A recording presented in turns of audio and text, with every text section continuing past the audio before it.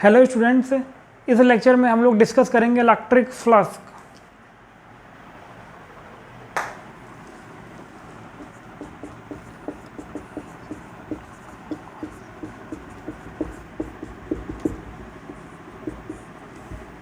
तो देखो, अब इलेक्ट्रिक फ्लास्क को समझने से पहले हम लोग को एरिया वेक्टर समझना पड़ेगा। एरिया वेक्टर क्या होता है?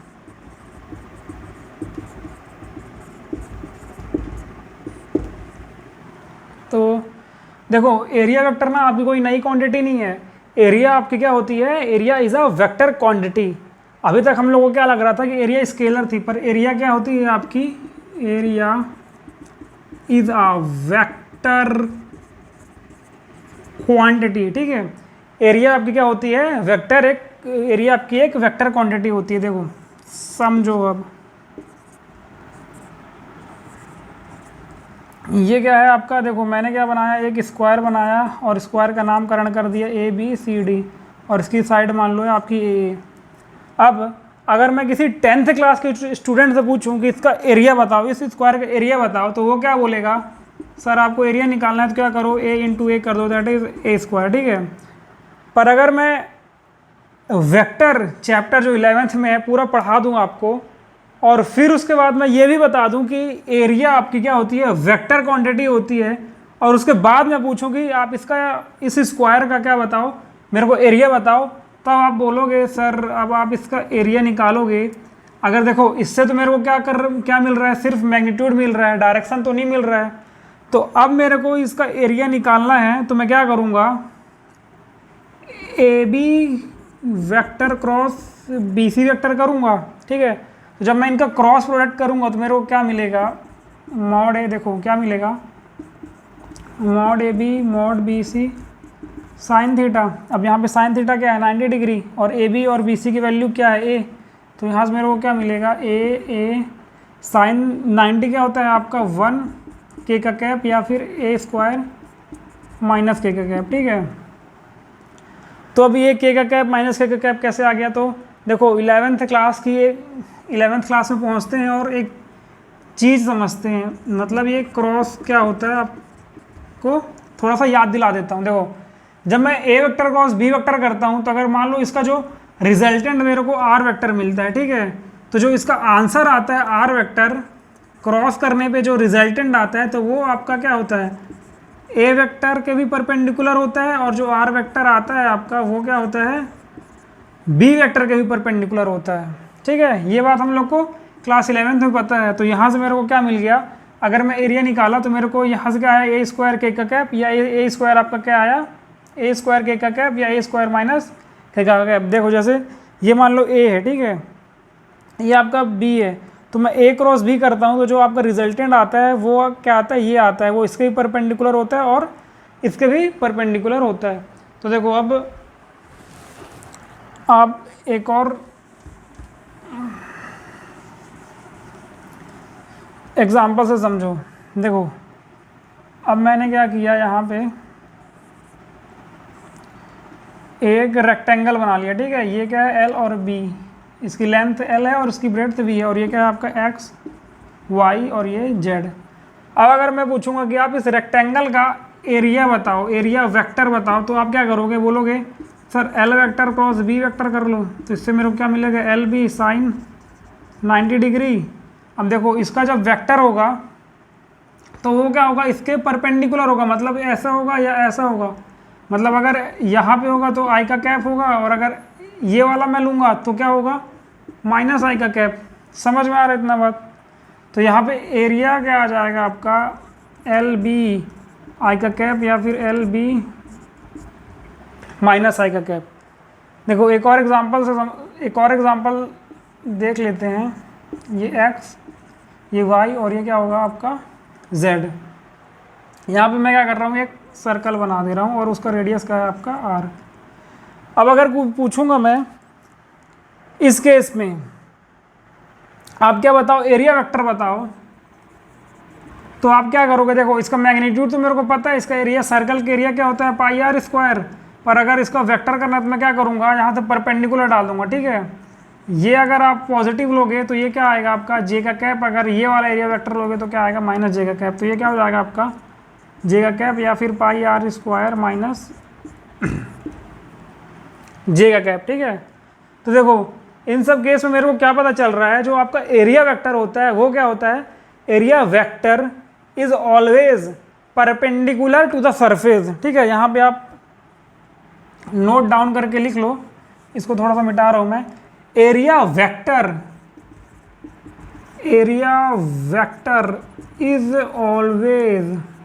Is always perpendicular to the surface. आ रही है बात समझ में?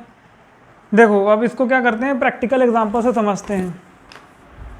देखो ये जो आपका, जैसे देखो ये आपका प्लेन है, ठीक है। अभी क्या किया था मैं, ये x है, ये y है, ये z है। तो इस केस में मैं इसको कैसे बनाया था, ऐसे बनाया था, ठीक है।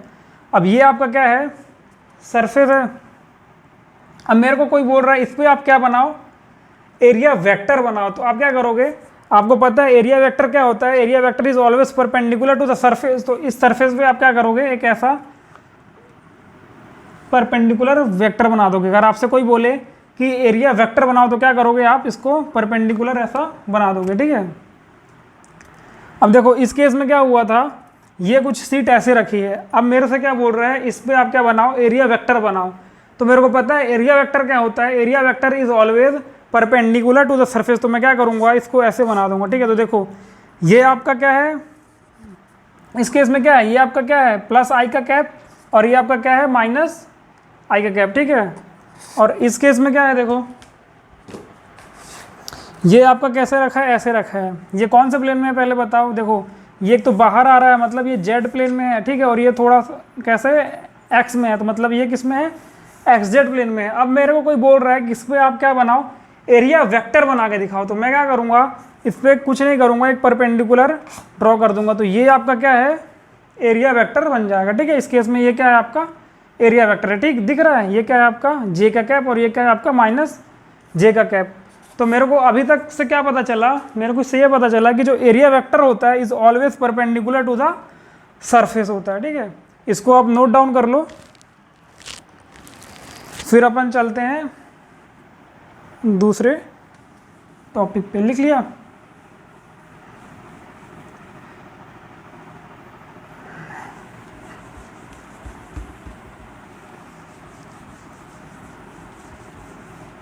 अब इसको रब कर दिया। देखो तो देखो अभी तक जो हम लोगों ने बात की थी, स्क्वायर की बात की थी, रेक्टेंगल की बात की थी, सर्कल की बात की थी, ठीक है। तो ये जो भी आपके फिगर थे, डायग्राम थे, ये क्या थे आपके, जो सरफेस थे ये क्या थे आपके 2D सरफेस थे, ठीक है। स्क्वायर रेक्टेंगल ये क्या थे आपके 2D सरफेस थे।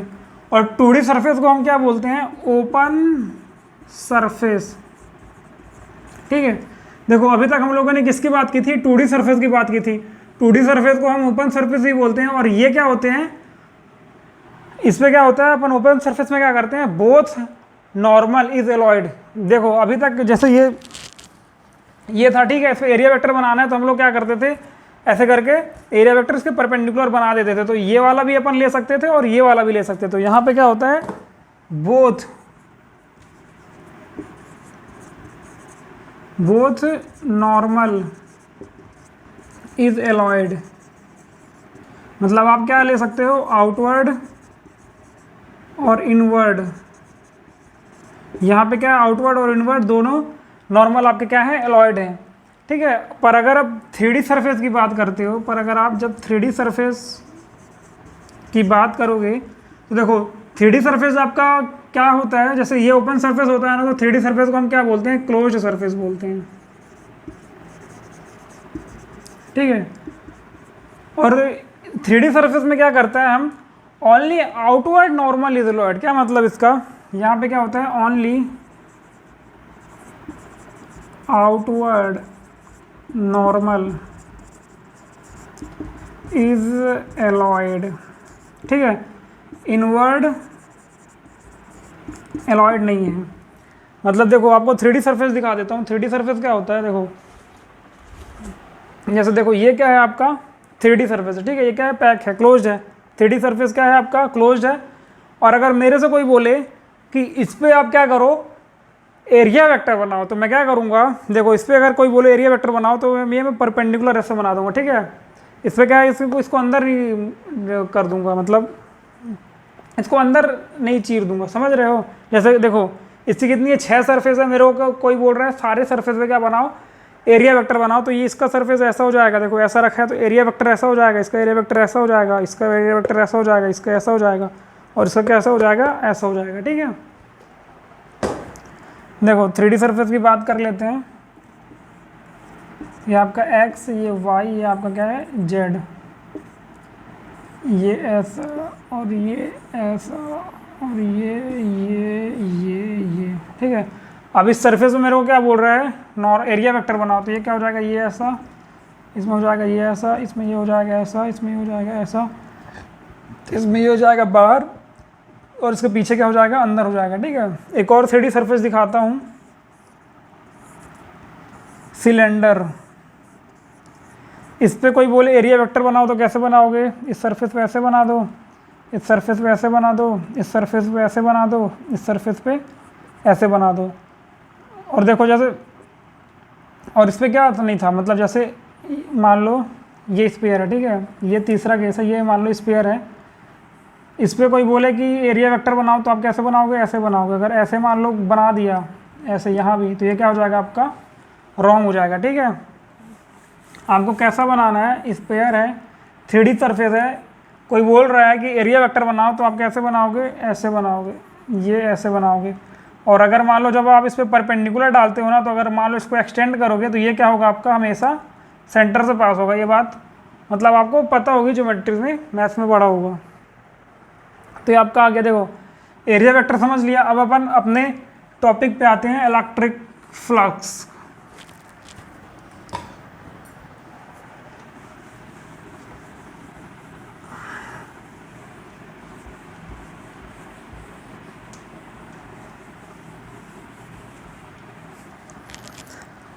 देखो अब इलेक्ट्रिक फ्लक्स क्या होता है, number of electric field lines passing perpendicular to the surface.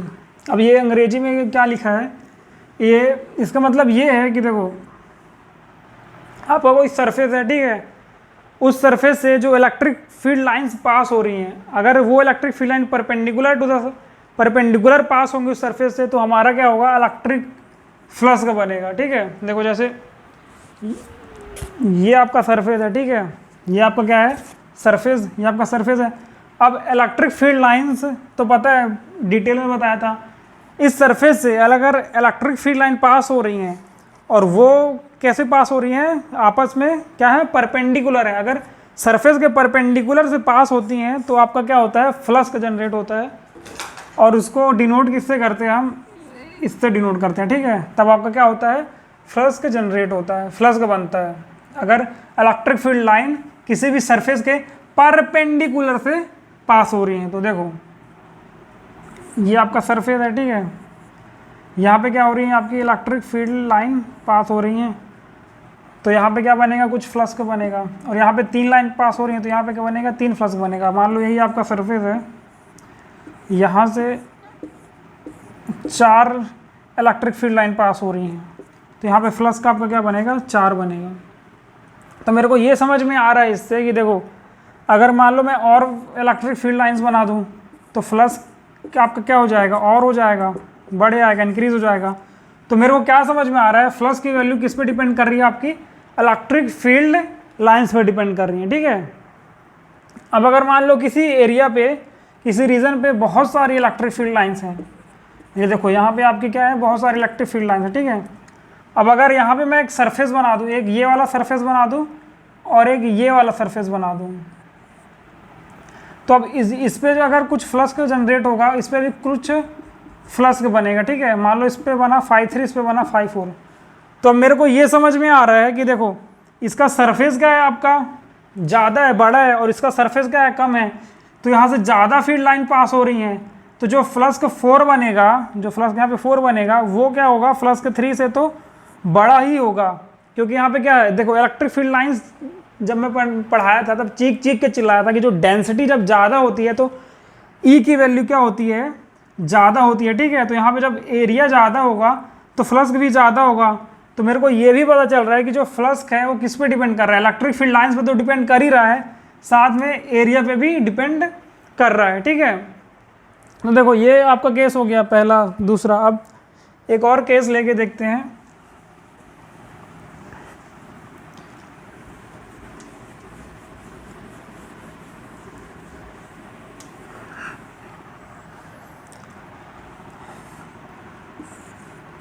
तीसरा केस लेके देखते हैं, ठीक है। देखो ये आपका सरफेस है, यही ये सरफेस कैसा है, ऐसा सरफेस रखा है, ठीक है, कुछ ये ऐसा सरफेस रखा है। अब यहाँ से जो इलेक्ट्रिक फील्ड लाइंस आ रही हैं वो ऐसे जा रही हैं, ये क्या कैसे जा रही है, ऐसे जा रही है, ठीक है। तो अब मेरा क्वेश्चन ये है कि ये इलेक्ट्रिक फील्ड लाइन ऐसे जा रही है, ठीक है, परपेंडिकुलर टू द सरफेस नहीं है, तो क्या इस इलेक्ट्रिक फील्ड लाइन से कारण कुछ भी फ्लक्स बनेगा क्या? देखो फ्लक्स कब बनता है, जब जो पास होती है परपेंडिकुलर टू होती हैं, ठीक है। अब ये परपेंडिकुलर तो है नहीं, तो इसके कारण तो कुछ फ्लक्स नहीं बनेगा, ये तो कन्फर्म है मेरे को, ठीक है, इसके कारण कोई फ्लक्स नहीं बनेगा। पर ये जो देखो ये सरफेस है, अब मैं बोलूँ कि इस सरफेस का आप क्या बनाओ, एरिया वेक्टर बनाओ, तो आप क्या करोगे, परपेंडिकुलर ड्रॉ कर दोगे। बताया था अभी, जस्ट अभी थोड़ा देर पहले बताया था, कोई भी सरफेस है मेरे को बोले एरिया वेक्टर बनाओ, तो मैं क्या करूँगा, परपेंडिकुलर लाइन ड्रॉ कर दूंगा, ठीक है। तो ये इसका क्या आ गया, एरिया वेक्टर आ गया। अब देखो मान लो अगर ये एंगल थीटा है, अब इस इलेक्ट्रिक फील्ड को मैं ब्रेक करूँ दो कंपोनेंट में, मतलब इसको मैं ब्रेक करूँ एक कॉस थीटा पे और एक ब्रेक करूँ साइन थीटा पे, ठीक है। तो देखो जब मैं कॉस थीटा पे ब्रेक करूँगा तो मेरे को क्या मिलेगा, यहाँ पे ई कॉस थीटा और यहाँ पे क्या मिला, ई साइन थीटा, ठीक है। देखो अब एरिया वेक्टर क्या होता है, area vector is always perpendicular to the surface, और ये क्या है, ई कॉस थीटा क्या है, एरिया वेक्टर के ही क्या है, अलॉन्ग है, ठीक है। तो मतलब क्या है, ई कॉस थीटा आपका क्या है, सरफेस के परपेंडिकुलर है, ठीक है। मतलब ये तो कोई फ्लक्स नहीं जनरेट करेगा क्योंकि ये क्या है, सरफेस के परपेंडिकुलर नहीं है, पर इसका जो कंपोनेंट है ई कॉस थीटा वो जरूर क्या है, सरफेस के परपेंडिकुलर है, मतलब ये आपका क्या है, फ्लक्स तो जनरेट करेगा भैया, ठीक है। तो ई कॉस थीटा के कारण कुछ ना कुछ फ्लक्स तो बनेगा। अब देखो ये देख लो कि ई साइन थीटा के कारण कुछ बनेगा कि नहीं बनेगा क्या, तो देखो ई साइन थीटा के कारण मेरे को तो नहीं लग रहा बनेगा, क्यों, इसलिए नहीं बनेगा क्योंकि ये क्या है, चीरते हुए नहीं निकल रहा है, ठीक है। जैसे देखो ये आपका सरफेस ऐसे रखा है, ठीक है, तो जो ई कॉस थीटा है वो ऐसा जा रहा है, ठीक है, इसको चीर के निकल रहा है, पर जो ई साइन थीटा है वो इसको क्या कर रहा है, देखो ऐसे निकल रहा है, पार करके निकल रहा है, छू के निकल रहा है, ठीक है। और जो फ्लक्स बनता है, देखो जैसे ई कॉस थीटा अभी तो ऐसे आ रहा है, फ्लक्स अगर मेरे को बनाना है तो मैं क्या करूँगा, इसको ऐसे निकालूंगा, ठीक है, तो ये क्या चीर के निकलेगा। पर अगर ये ई साइन थीटा ऐसे निकल रहा है, ये ऐसे और ये सरफेस है, तो इसके कारण क्या है, कोई फ्लक्स नहीं बनने वाला, तो इसके कारण तो कोई फ्लक्स नहीं बनेगा, ई कॉस थीटा के कारण बनेगा, ठीक है। यहाँ पे ई के कारण तो नहीं बन रहा पर ई कॉस थीटा के कारण बन रहा है, और एरिया में जो भी होगा इसको मैं कैलकुलेट कर लूँगा। तो यहाँ पे फ्लक्स की वैल्यू क्या आ रही है मेरे को, ई कॉस थीटा इंटू ए आ रही है, ठीक है। अब देखो एक और केस लेके देखते हैं। ये मैंने क्या बनाया, सर्कल बनाया, ठीक है। अब यहाँ पे क्या है, आपकी इलेक्ट्रिक फील्ड लाइन ऐसे पास हो रही है, परपेंडिकुलर टू सरफेस नहीं है, कुछ एंगल थीटा पे क्या हो रही है, पास हो रही है। तो मेरे को बताओ इसके कारण कुछ फ्लक्स बनेगा, इसके कारण कुछ फ्लक्स नहीं बनेगा, इसके कारण तो कुछ नहीं बनेगा। पर अगर मैं इसका एरिया वेक्टर बना दूँ परपेंडिकुलर, अब मैं इसको ब्रेक करूँगा ई साइन थीटा, और ये ई साइन थीटा और ई कॉस थीटा, देखो ये इसका क्या है, एरिया वेक्टर। अब इसको मैंने ब्रेक किया, ये वाला मेरे को क्या मिलेगा, ई कॉस थीटा, और ये वाला मेरे को क्या मिलेगा, ई साइन थीटा।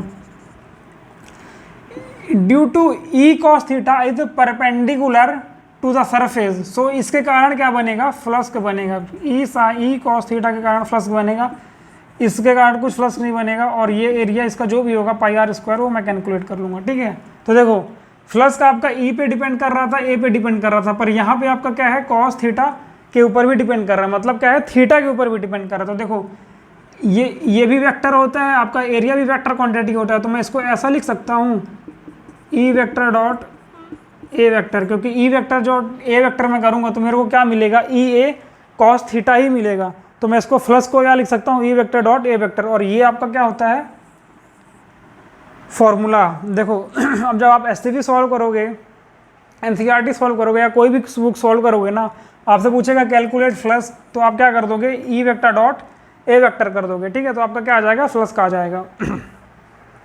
तो ये अब तक की कहानी थी।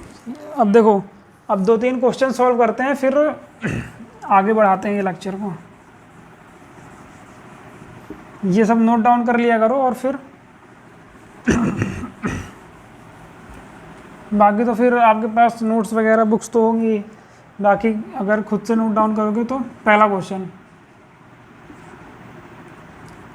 ये सरफेस आपका ऐसा रखा है, ठीक है, और यहाँ से क्या हो रही है, इलेक्ट्रिक फील्ड लाइन पास हो रही है।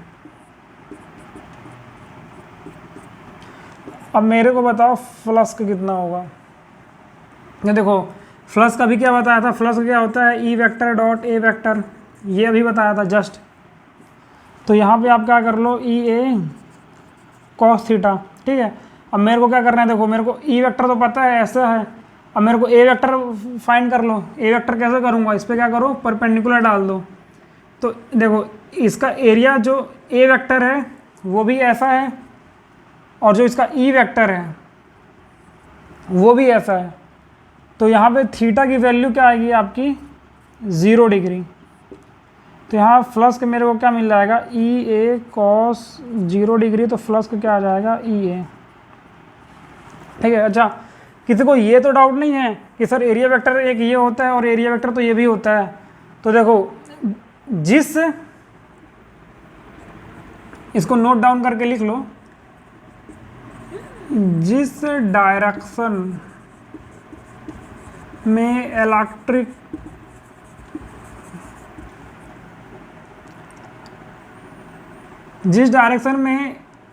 फील्ड उसी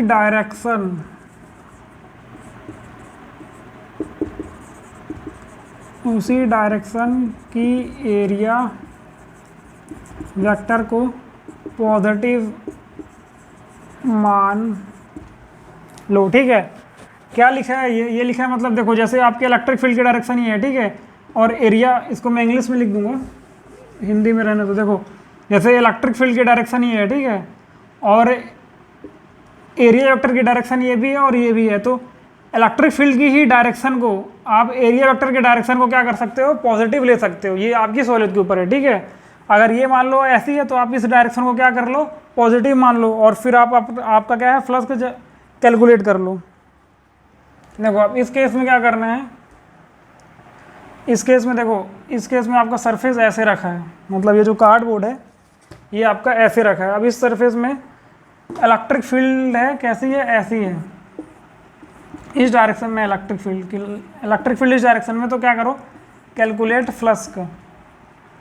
ये देखो वही कार्यक्रम है, क्या करूँगा, E vector dot A vector करूँगा, यहाँ पे क्या करूँगा, E vector dot A vector, ये क्या होता है, ई ए कॉस थीटा, ठीक है। अब ई वेक्टर तो मेरे को पता है इस डायरेक्शन में, अब ए वेक्टर बनाऊंगा। ए वेक्टर कैसा होगा, ये सरफेस ऐसा रखा है, इसके किस में होगा, परपेंडिकुलर में होगा, मतलब ए वेक्टर आपका कुछ ऐसा होगा। तो देखो ये सरफेस ऐसा रखा है, एरिया वेक्टर कैसा बनेगा, ऐसा बनेगा।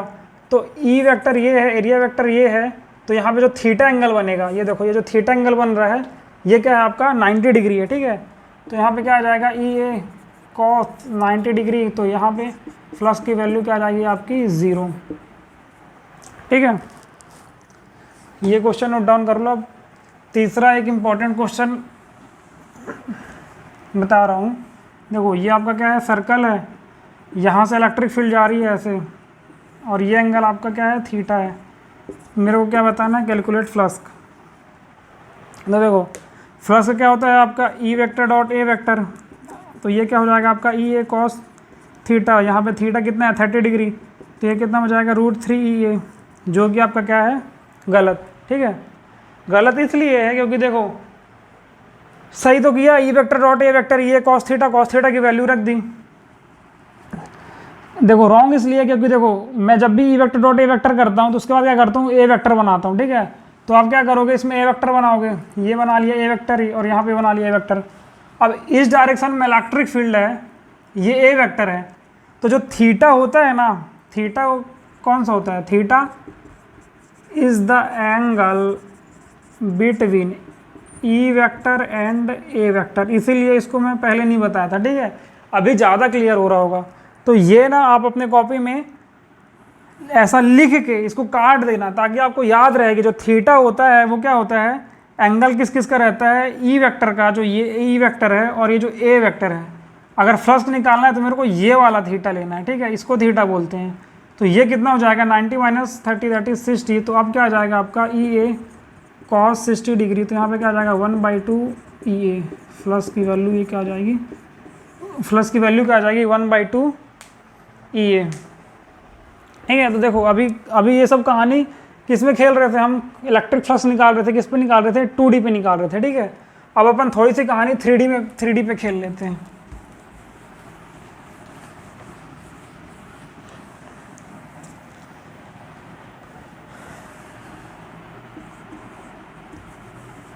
देख पहले तो ये जान लो कि जो 3D सरफेस होता है, रिवाइज करा देता हूँ, जो 3D सरफेस होता है वो क्या होता था आपका क्लोज्ड सरफेस, ठीक है। और यहाँ पे आपका क्या होता था, only outward normal is alloyed, ठीक है। अब इतनी सी बात याद रख के आप एक क्वेश्चन कर डालो, question question question question question question question question question. वैसे तो ये देखो क्यूब जैसा दिख नहीं रहा है, पर आप मान लो ये क्यूब है जिसका साइड ए है और इलेक्ट्रिक फील्ड इस डायरेक्शन में, और मेरे को फ्लक्स का कैलकुलेट करके दिखा दो।